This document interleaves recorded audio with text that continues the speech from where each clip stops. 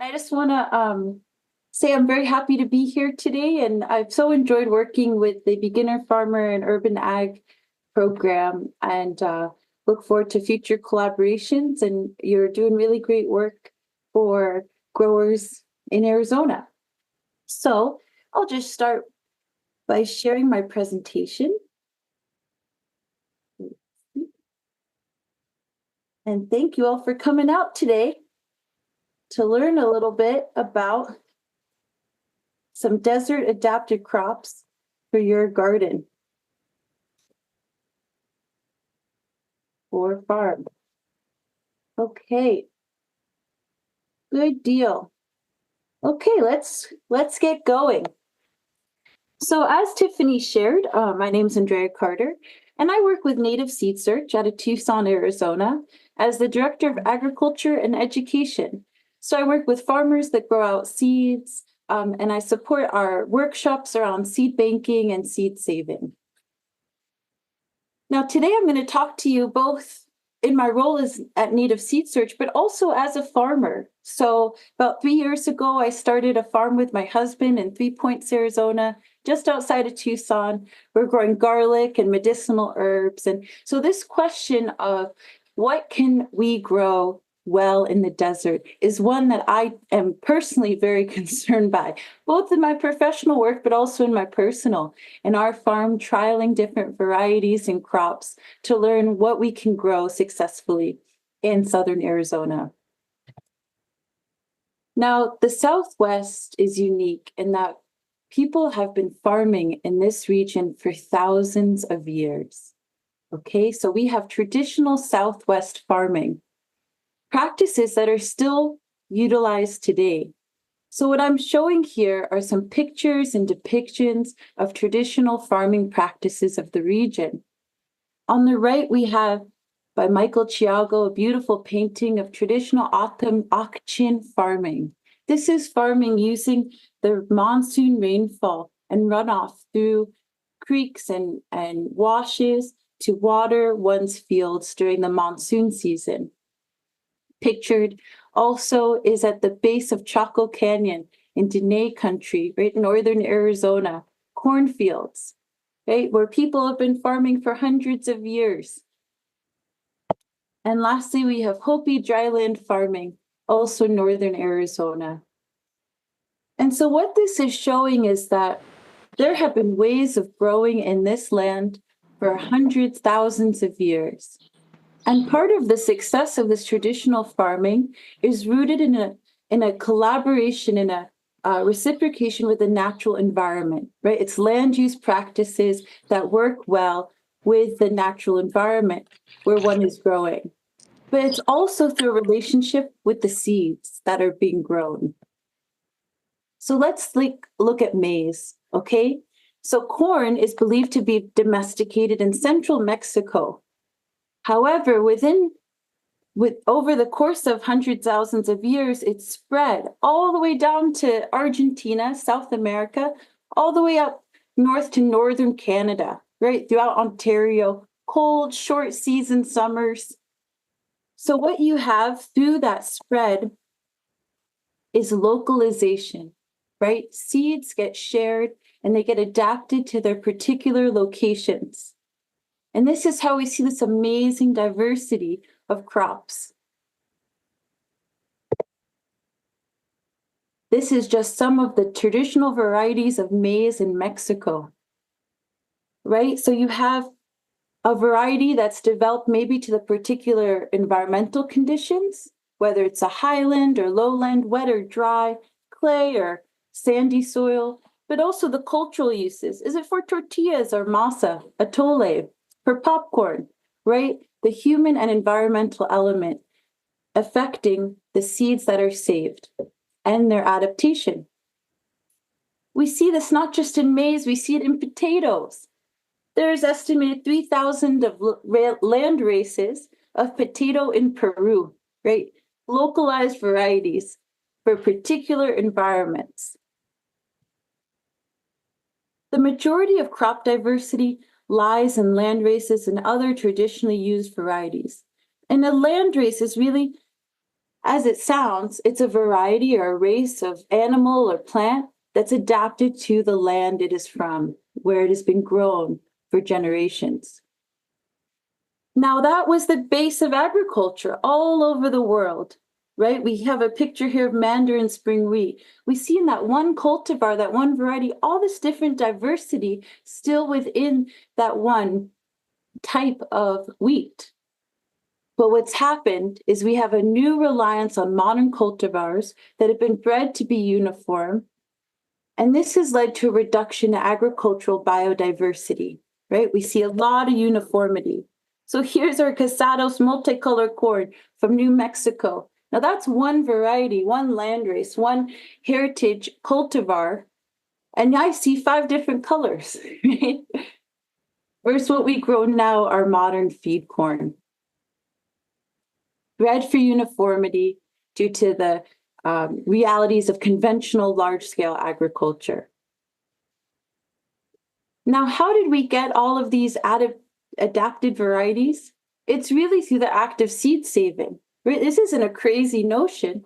It's just that act of farmers saving a portion of their seeds from each harvest for replanting in the future. It is what growers have done since time immemorial, right? Seeing a plant you liked, particular traits of, selecting for that, planting it again. And this is how we get our locally adapted varieties suited to particular natural and cultural environments. And again, there's that landrace idea, right? They tend to be a little more diverse, but again, they're particularly adapted to the location they are from through their years of being grown in that place. And plant breeding or plant science, this is known by genotype by environment interactions, right? The innate genes of a variety interact with the environment it's being grown in. So if it's a hot environment, that will affect what it looks like, its phenotype, how it performs. And this is utilized to breed new varieties, both in new methods, but also traditionally, right? That the environment affects how a plant will perform. And plants perform differently under different environments. So I share all of that as some background of how did we get our arid adapted crops, right? And that we have this in the Southwest, we're blessed with this unique diversity of crops. However, there's been a huge loss to that diversity globally. So we show this a lot at Native Seed Search, which is an infographic that depicts this loss of crop diversity, okay? So in the past, in the 1900s, so a little over 100 years ago, you could get 288 kinds of beets, 408 kinds of tomatoes. This is post-colonial settler farmers who are just growing, homestead farms, right? Our great-grandparents' gardens. By the 1980s, there was a massive reduction in the diversity of plants. So what's happened now is the majority of varieties that we're planting across the country are those not necessarily well adapted to our place, right? If there were only 17 kinds of beets by 1980, who's to say if that beet or that corn or melon is suited to the conditions of Arizona or New Mexico or West Texas, where we're hot and dry with less water. So again, since the 1900s, about 75% of agricultural crop diversity has been lost. That's huge. We think about species and protecting animals, right? Of endangered species and wildlife preserves to conserve our animal relatives, but it's the same for plants and our crop relatives. That same threat to their existence has occurred over years in the changes in our agriculture and seed saving practices. Now, why does that matter in this conversation of arid adapted crops? It's that what's going on is everyone's trying to grow a beefsteak tomato, As I shared, most of the varieties that are commonly available are Midwestern varieties, great varieties not necessarily bred to the conditions of the Sonoran Desert. So instead of growing the Punta Bondo tomato from Baja California, where it is extremely hot and dry, yet there is this resilient tomato variety, everyone's trying to grow a beefsteak tomato. And I can't tell you how many times I've encountered backyard gardeners, farmers who say, oh, I've given up on tomatoes. I can't, it'll never work out here. It's too hot. And I said, well, what were you trying to grow? I said, well, I went to Home Depot and I bought, beefsteak tomatoes. And I'm trying to grow those. And I'll tell them, try these other varieties. Try something from here, adapted to here. Okay, guys. So that's my plug for this, why it's so important to grow these arid adapted crops, why we've moved away from it, and how I'm so happy you're here today to learn about those that are available and some crops that will do well in your garden or farm. So just some background is I work with Native Seed Search, and we're really focused on preserving this agricultural biodiversity of the Southwest. We steward hundreds of crop varieties of corn, beans, squash, chilies, cotton, gourds, tobacco, amaranth of this region. And most of these seeds are affiliated with the indigenous communities of the area who have long grown and stewarded these crops. This is just showing where all those seeds are from, right? Arizona, New Mexico, half the seeds are from Mexico, from the Sonoran Desert of Northwest Mexico. Again, these are hot, dry conditions, creating varieties that are uniquely adapted to the desert Southwest. And one thing I want to share with this is, when you are visiting another place, I was recently on travels for some family weddings and things like that. So traveling out of the country, and I realized you eat the foods of the place you're in. It's a form of being a good visitor, a good guest. And so it made me reflect on how in the US, how can we better eat the foods of the place we are in as a guest to that land? What are the foods of the autumn, of the Akimel, of the Peeposh? What are the foods of the people in the homelands you're in? How can you be a good guest by enjoying and appreciating those foods? So what are some of those foods of the desert Southwest? Here's a sampling of some of the autumn crops: 60-day corn, hull or squash, cowpeas, and I'll get more into these, but it's an amazing diversity that we are privileged to have the opportunity to enjoy and appreciate, that this agriculture and these seeds still exist. Here's just a sampling of beans, jack beans from Central America that traveled up to southern Arizona and have been found from archaeological sites of 5,000 years ago, a perennial bean. Mormon runner beans from Mormon families who were in Mexico and moved up to Utah. Just an amazing diversity of crops. Again, adapted to our desert climate. Okay, so let's get into it. What are these crops?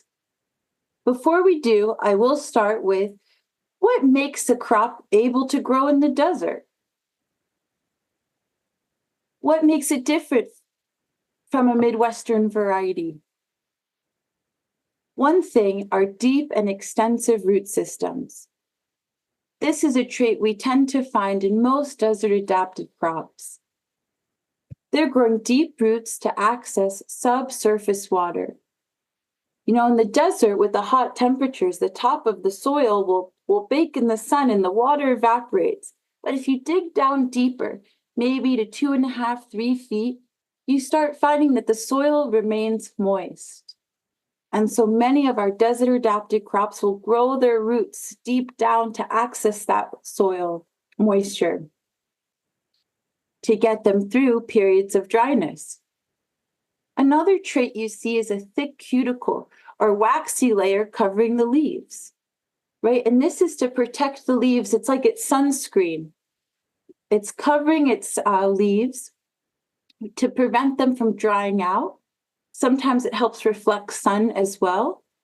And again, these are just adaptive traits that plants have evolved over time with the help of farmers who've selected for those traits, either directly or indirectly. Another thing you see is short season or early maturing plants. They're get in and get out. Part of that is a great adaptation for the desert because we have our monsoon season, right? Before irrigation, built irrigation, we were relying on the rains, farmers out here. And so that monsoon season lasts about 2.5 months. So having a crop that could grow within that period of moisture, that short time, was a wonderful adaptation to making the most of available water. Phototropism, changing leaf orientation to avoid sunlight. So here's a picture of a tepary bean plant and taken in the middle of the day. And if you've grown teparies, you'll see that they'll move their leaves. In the morning, they'll be flushed out to capture sunlight. As the heat of the day increases and the sun is directly above, they'll move their leaves upward to avoid that direct sunlight. It's an amazing adaptation and very cool to watch. So you see several of our plants do that. Some plants follow the sun. That's called heliotropism, sun following, like sunflowers, right? They do that. But our desert plants will often wise up and try to avoid the intensity of the sun. Another thing you see is small or narrow leaf shape, right? Like the tepary beans, like garbanzos will show, kind of creating not too much leaf surface area that might burn in the sun versus a tropical plant that has big, wide leaves, right, to absorb sunlight in the shady canopy of the rainforest. We have as much sun as any plant could ever want. So our plants don't need super big leaves. In many cases, the smaller, the better, just to absorb some sunlight, but not worry about drying out or losing water. Okay. So, what to grow in the desert?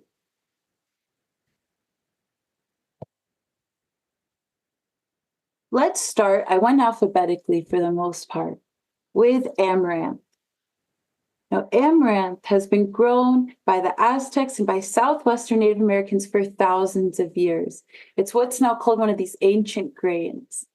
It's a very versatile crop that is edible in many ways. You can basically eat the whole thing.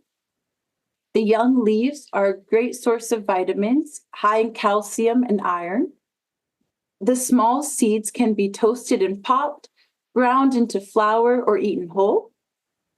And the mature roots can even be eaten, similar to parsnip. I did not know that, but you can dig up the plant roots and eat them. Typically, amaranth is planted with the spring or summer rains, and you just broadcast or rake the tiny seeds onto the soil shallowly. So there's grain amaranths, there's amaranths that's really for their leaf, or even what's shown on the right is a Hopi dye amaranth, known as como, that produces a beautiful plant with these dark red leaves that can be used to dye cloth. So such a versatile crop. It's gluten-free as well. So it's very healthy and nutritious, and you're starting to see it more. But this is both a beautiful plant for one's garden or farm, but also hopefully we see more of this in our local food system. Okay, let's move to common bean. So beans have been grown in the Southwest for a very long time. Okay, an extremely long grown crop, an extremely important crop. And we see so much diversity of the beans. I think one of the joys I received working at Native Seeds was the diversity of corn and the diversity of beans. I had no clue. You go to the store and there's black bean, pinto bean, That's what I grew up with. But there's just so much diversity. Common beans are from South and Central America, and like corn, travel through trade routes and sharing throughout North and South America. Beans are great because they can be eaten immature as green beans or dried. And you want to know what kind, it's like growth habit of the bean variety you're growing. Some are bush beans, so you don't need to trellis them. They'll just grow into a nice round bush. Some are semi-pole, meaning they want to vine some, and some are pole beans, meaning you want to provide some sort of trellis for them to climb up. Beans are traditionally grown as a complement to corn because they're nutritionally they're complementary. They're rich in minerals, and as I said, they come in an enormous variety of shapes, sizes, and colors. They're very healthy, including fiber that's helpful in controlling cholesterol and diabetes. And even more so, many of our legumes will fix nitrogen, which is basically they help create nitrogen in the soil when they form relationships with some of the soil bacteria, if it's present, which can be tremendously helpful for our soil health. So indigenous farmers have been doing this forever, of growing corn next and then growing beans, rotating between. And the great benefit of that is not only nutritionally, you have these complementary foods, but also for your soil health. The nitrogen produced from the legumes, from the beans, will help your subsequent corn or squash plant grow. So it's a wonderful family of plants to grow in one's garden or farm. Here's just a sampling of different kinds of beans. One cool variety is the rattlesnake bean. It's so cool. And I think Johnny various companies sell this variety of bean, but it's popular in the Southwest because it can survive on summer monsoon rain alone and copes with variable conditions, right? If it's a good, cool summer, it'll do great. If it's a hot one, you'll still get some beans. It produces nice 7-inch round pods. You can eat them green, they're very pretty, or you can let them dry out and have a great dry bean. So again, the versatility of beans, and they do fairly well in our soils, especially if you can find some of these adapted varieties like the rattlesnake bean and others. Okay, let's move on to chickpeas or garbanzo beans. So everyone loves hummus. This has become very popular. That's a wonderful thing. I did not know that each chickpea was inside of its own casing, like its own seed coat. So that blew my mind. And it really made me appreciate how much energy goes into a pint of hummus. So chickpeas are originally from the Mediterranean, which is a very similar climate to Arizona. It's one of the earliest cultivated legumes. And they too can be eaten green or more commonly dried in stews, soups, and again, hummus. We've been growing these at Native Seed Search for the past few years in the winter. We plant them in February most commonly, and they've performed quite well. And you see that small leaf shape? Again, that's some of that adaptation. They don't need huge leaves. It's hot enough and enough sun.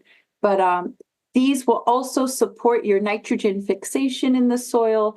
And again, are just a fun crop to grow, something new that you can add to your farm. Okay, chiltepines. So these are very popular, but interestingly, they are the wild ancestor of our domesticated chilies, including jalapenos and bell peppers. And they're from this area, right? So we're the kind of ancestral birthplace of our chilies, come from the Southwest region, from southern Arizona and Texas through Mexico and Central America. Wild chilies have been used for over 10,000 years, and about 7,000 years ago is when domestication began. So chilies have long been grown in this area. If you cross the border, you'll see folks are selling chiltepines. They're very popular still as an economic crop in Sonora, Mexico. A point about growing chiltepines is they do want some shade. So they like being under your mesquite or palo verde or something else. They don't want to be in direct sunlight. They're kind of in canyons is where you often find them. So still a Southwest adapted crop, but being mindful of its placement in your farm or garden. Okay, we're moving on to corn. So what I'm showing here is a field of 60-day Kahana autumn corn. We'll get into it. This is a highlight of the talk of the amazingness of this desert adapted variety. Okay, so we see in many of the indigenous cultures of southern Arizona this 60-day corn, right? Whether that's Tana Autumn, Akamal Autumn, Mojave, right? If you've been out to the Mojave Desert, that is hot and dry over in there. But there's been traditional agriculture off of the Colorado River that has supported the cultivation of this unique desert adapted variety for thousands of years. So 60-day corn is among the most unique and important low desert traditional crops among indigenous communities, including the Tana Autumn and Akamal Autumn people. It's fast growing, so that's where it gets its name from, okay? You can harvest this corn within 60 days of planting. That is remarkable. What did I mention earlier about one of the traits of desert adaptation or arid adaptation is fast maturing, right? Growing quickly with the available moisture of the monsoon rains. So, especially if you don't know how the monsoon rain is going to go, having a crop that you can harvest and eat at the green stage is so important for one's well-being, livelihood as an important food source. Other southwestern corn varieties take about 75 days or more until they're harvestable at that green early stage. So again, that fast growth is important for arid land crops because much less water is required to produce a crop. Even if growing off irrigation, you only need to irrigate it for a short period of time, right? 2 months rather than 4 to 5 months for some varieties. 60-day corns of this region tend to be flour corns or flour flint corns, which just refers to how hard the corn is, how much carbohydrates are in there.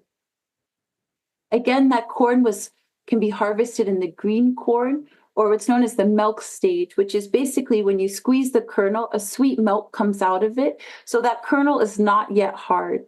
And you see that throughout the US.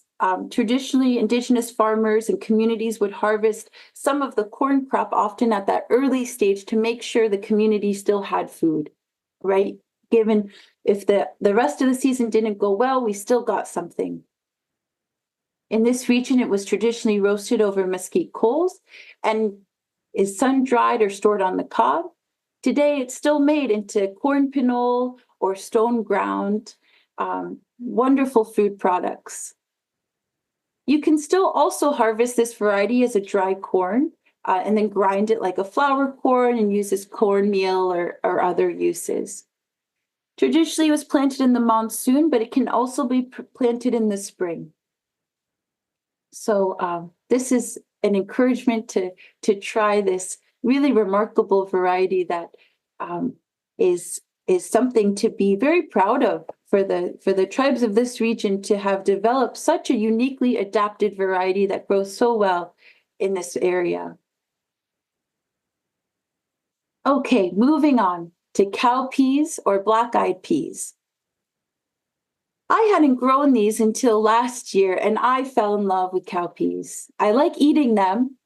We eat them on the first of the year for good luck, but cowpeas are originally from West Africa, which means that they can, because of the hot climate there, they can tolerate high heat and drought conditions. Growing out here, they're a good producer in the low, hot desert. Similar to other common beans, so they're different species from our common beans, but they grow pretty similarly. And they can also be eaten green or immature like a green bean, or they can be eaten mature as a dry bean when cooked. They have very deep roots, heat tolerance, and their nitrogen fixing make them a great warm season cover crop. So you can grow it for a food cash crop, or you could we've planted it as just something, we're not going to harvest the seed necessarily or let it go fully mature. We just want to have a nice summer cover crop that we don't have to water much, but it can withstand the heat really well. So here's some pictures of the Texas cowpea that we tried out. And you see that glossy finish on it? That's that cuticle I mentioned, that waxy coating that really helps the leaves be pretty okay in the middle of the day in the heat. But again, I'm a big fan. They don't sprawl too much, so you can kind of intercrop them too with other crops. Like you could plant it in your corn or around other beans. These beans won't cross, so cowpeas won't cross with your common beans. So a big supporter of cowpeas for the desert Southwest as a crop. Okay, moving on to sorghum. Sorghum is also originally from Africa. It was introduced to the US as animal forage, grain, and a sugar source. This is another crop I have really come to adore. Really, because you can plant it in the middle of June and it's ready. It's like, I'm good. Let's bring it on. It grows just fine. And I've been so impressed by it. I planted it in my apartment, like in my front yard, and it grew great. And then I've now planted at the farm and it grows really wonderfully, again, in the middle of summer. Interestingly, most of the brooms in the US used to be from a variety of sorghum. They were called broom corns. And so sorghum grows this tassel on top where the grain is. And most of our brooms in the US came from sorghum. But it's a prolific plant that's heat and drought tolerant. A lot of the southwestern varieties are sweet sorghums, known often as sugar canes. They're really a sorghum, but you'll see the varietal name will be Gila River cane or Apache sweet sugar cane. And the stalks of those sweet varieties are chewed or pressed for their sweet juice. They're very nice. It's really like a sugar cane. An excellent warm weather cover crop to renew tired soils and arid regions. So like I mentioned with the cowpea, you could grow sorghum not necessarily as a cash crop, but just as a cover crop for your farm. As you can see from the picture, they produce huge plants. Very similar growth habit to corn, but a lot of biomass that you can turn into straw, that you can mix in as a green manure back into your soil. It's going to produce deep roots and just produce a lot of organic matter, which is needed in our dry soils. Those deep roots can also help break up compacted soil. And like I said, introduce more organic matter, which we could always use more of in our desert soil. So here's a picture of a grain sorghum with the seed head on top. That's a lot of seed. So again, very versatile crop, grain for syrup. What's pictured on the right is the sap that can come out of sorghum. So sorghum, unfortunately, often gets attacked by what are known as sugarcane aphids, and they remove the plant sap when feeding on the on the sorghum leaves and stalks. But what happens is that sap attracts bees like crazy. So when I grew it, the whole plant was covered in bees. So for that use alone, if you're not growing it as a cash crop, you're not really worried too much about these sugarcane aphids. They can be problematic to the plant, but for the purpose of attracting bees as pollinators, or if you're doing honey, I thought, wow, I would grow sorghum just for that purpose, because the bees loved it. They were all over it. Okay, so no talk of desert adapted crops would be complete without diving into tepary beans, which, like the chiltepines, are native to the Southwest. And these have been grown since ancient times, right? Really long grown variety or crop type to this region. As I mentioned with the 60-day corn, they're so uniquely and impressively adapted to the conditions of this area. They mature quickly. They're extremely tolerant of our low desert heat, drought. They don't need much water, and our alkaline soils, which mainly means that our pH is low. It's like the chemistry of our soil is such that some plants do better than others, and tepuis are very well suited to the particular chemistry of our desert soils.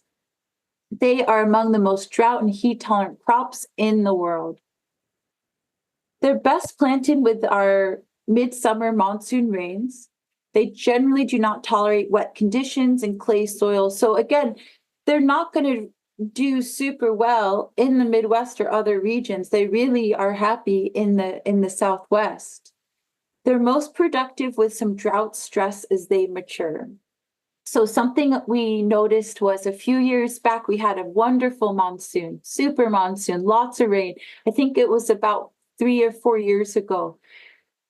Everyone was extremely happy, except we noticed that the tepary beans didn't really produce beans because they weren't drought stressed. They had an abundance of water, so they just kept growing vegetatively, right? They put out leaves and leaves, but they never got triggered to flower and produce their bean pods because they didn't go through that period of drought stress that helps encourage that next phase.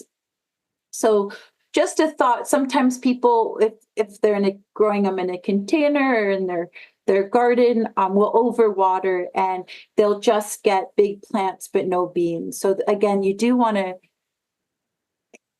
kind of create that period of drought stress or grow them with the monsoon rains.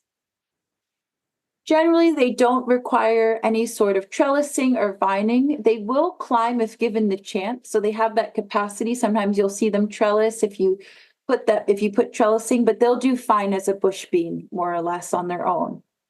They're extremely healthy, high in protein and soluble fiber, which is helpful in controlling cholesterol and diabetes. So it's like it's the super bean. We should all be eating beans, but even better if they're tepary beans. Generally, white tepary beans have a slightly sweet flavor, and brown tepary beans have an earthy flavor, and it's recommended to soak the dried beans before cooking. So here are some pictures of Pinacate tepary from northern Sonoran, Mexico. And again, well adapted to the desert. Pictured on the right are wild tepary beans. So again, domesticated in this area. So you still find wild tepary beans growing in the Santa Ritas. People find them on hikes. They look like little pebbles. It's really amazing to see what the wild ancestor looked like and how they came to be the domesticated beans they are through the ingenuity, the time, the dedication of Indigenous farmers to breed and select for these varieties over hundreds of years to get what we have today. Okay, let's revisit tomato. So, tomatoes were originally domesticated in the Andean region of South America. Now, as I mentioned, so many gardeners have trouble with tomato, and they say, I can't do it out here, I'm giving up. Part of that is because tomato pollen can become unviable, basically it dies, if prolonged daytime temperatures exceed 90 degrees Fahrenheit, and even more so if nighttime temperatures are over 70. So many of you are calling in from maybe Phoenix, Tucson, where we've been past that for 2 months. So, tomato pollen is not happy. However, my recommendation is to try the small fruited regional cultivars with vigorous vines and ample leaves that help to shade the fruit. So pictured here is a Chiapas wild variety. And what you can see is it's super bushy. Most common garden cultivars, people will prune them or they've bred them to not produce so much green material, not so much biomass or leaf, to put more of that energy into the fruit. For us, though, with our heat, it actually benefits the plant to have that bushiness because it keeps the fruit within and the flowers within protected and a little bit cooler and a little bit more humid. Right? It creates a microclimate within the plant that's helpful to getting a successful tomato crop. So here's some more pictures of that. Here's, I think, that Chiapas again. They're very tiny. So again, I've yet to see a non-greenhouse grown super tomato out here. Maybe someone has had good success, but what I have seen grow very well are these smaller varieties, right? Cherry tomato and smaller. They're not going to slice well on a burger, but they're delicious. They're great for snacking. They're very flavorful, very pungent. And again, just their growth habit is well suited to our environment. Okay, I'm getting to the end, I believe, with wheat. So this is not a native crop per se, but it is, again, has been long grown in the Southwest. In the 1600s, it was introduced to the Southwest by Father Kino as he moved north from Sonora, Mexico. For the autumn communities, wheat, along with chickpeas and lentils, right, introduced from the Spanish, have been long cultivated since like the 1800s, right? And they filled the winter planting season because traditionally the farming was in the crops were of the monsoon season.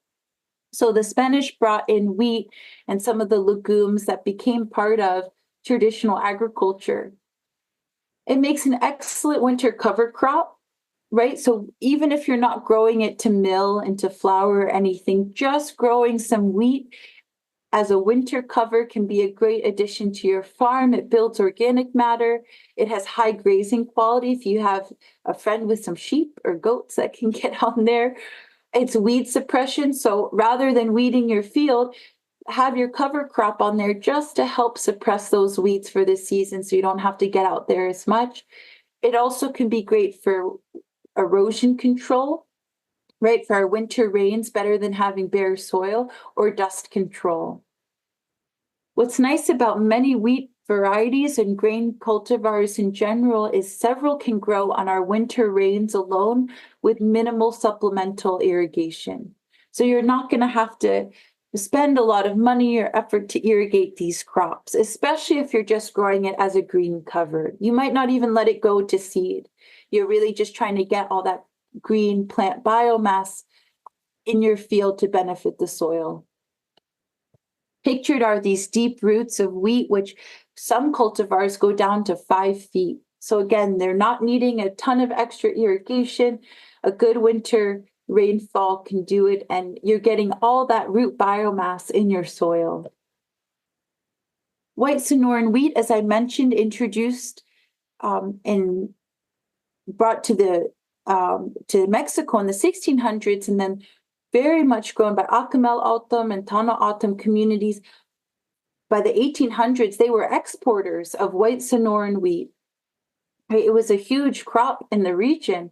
We were kind of a breadbasket, the Southwest, particularly southern Arizona. Emmer wheat is an interesting ancient grain from the Mediterranean Fertile Crescent area that's kind of reviving, coming back. And it similarly doesn't need much water. It's very cool looking. It's very pretty.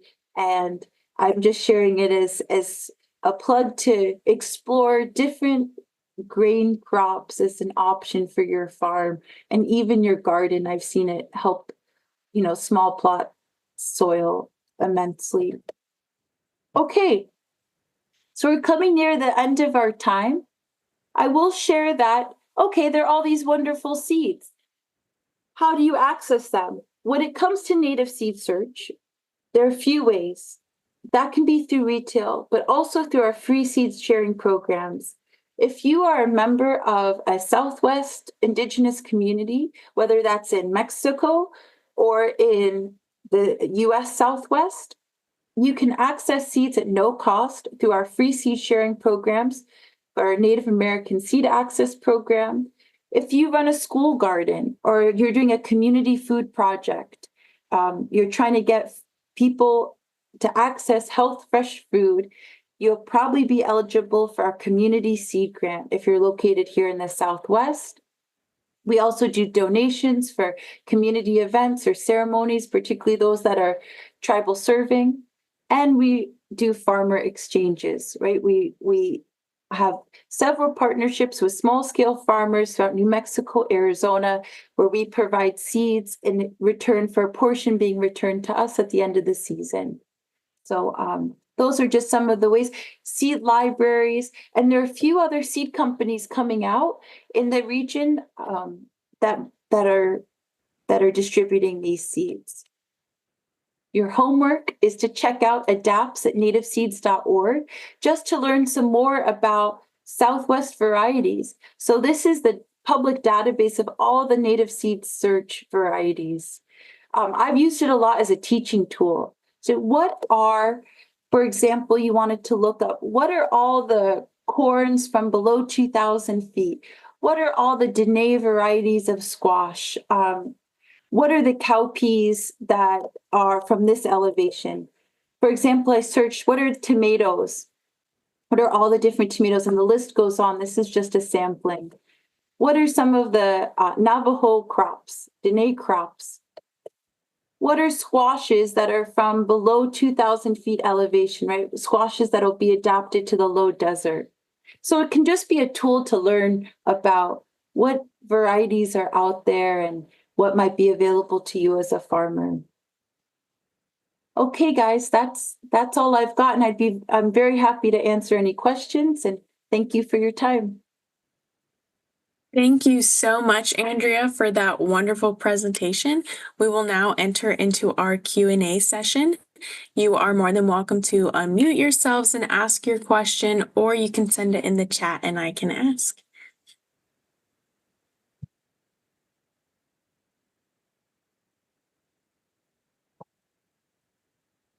I will also go ahead and share the link to our survey on the screen. If you guys could take that, let us know how we did, what other topics you would like to learn about, that would be wonderful.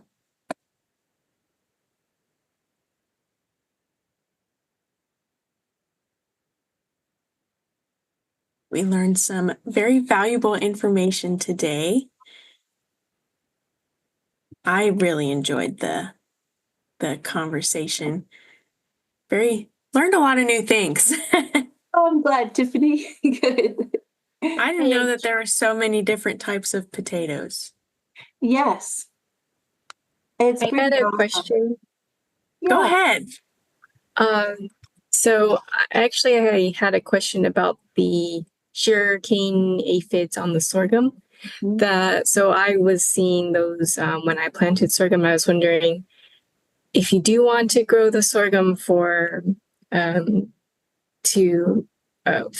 seed or for the stalk. Have you had any success dealing with those aphids? Any methods or controlling or anything? No, I haven't. Sometimes it can feel futile because they really can take over once they're there. Mm-hmm. But I would probably just look of if there are any standard aphid control methods that might help. That can be preventative, but it is an issue in Arizona because of that sugarcane aphid is around. Mm-hmm. Okay, thank you. But thankfully, it shouldn't affect the grain. Oh, I'll let someone. It sounds like someone might have a good answer. Yeah, I can chime in on this a little bit. Mm-hmm. So sugarcane aphid, which is like now called sorghum aphid, actually. We have very few options when it comes to managing it in Arizona. Of course, there is some chemical that's working really good on it.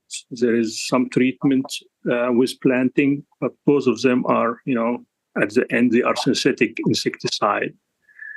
But there are options there. But one of the options that we found quite effective is early planting. of sorghum. So usually we plant sorghum in Arizona around like late May or something.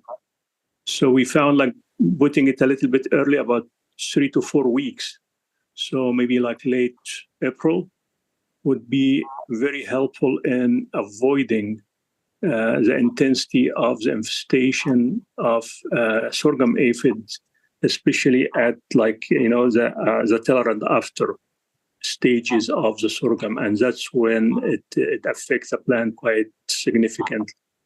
So planting a little bit early is good option here in Arizona, but you should mind the variety that you will choose, especially for if you are aiming to produce seeds. So there is some varieties that can do good when you are planting them early. Some will not, give you the full head that you might need when you are aiming to produce a good yield of the seeds. We can like discuss that more if you would like, and can provide some more information. Thank you. Sure. Hi, I also wanted to ask a question. Thank you very much, Andrea, for the presentation. Really enjoyed it. And I wanted to ask, which of these crops do you think hold the most market opportunities?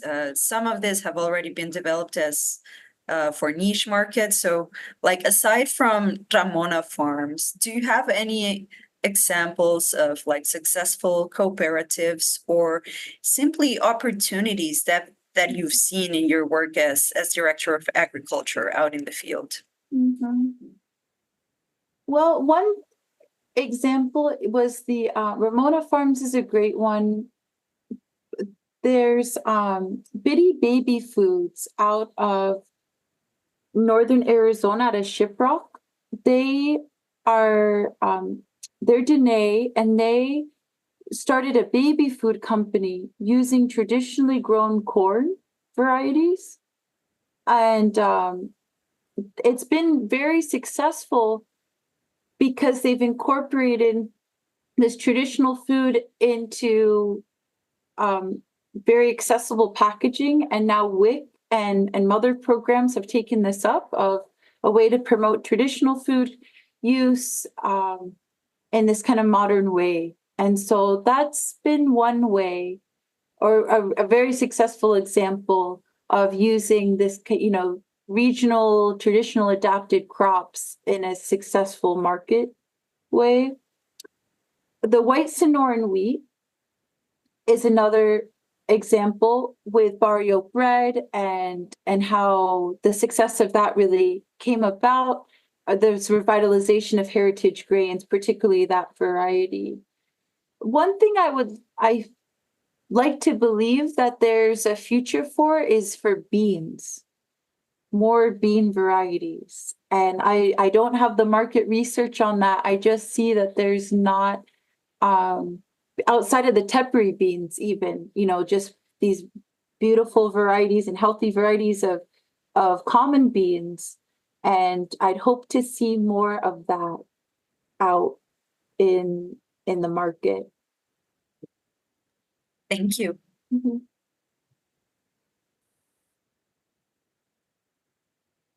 Awesome. Does anybody have any more questions?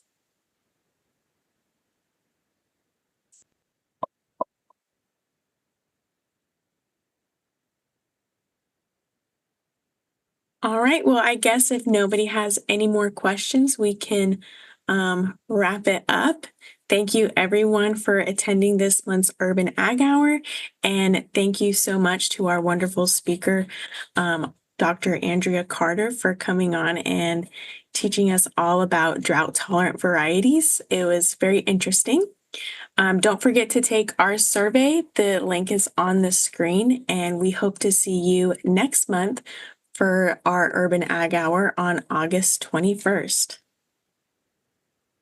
Thank you, everyone, and have a great rest of your day.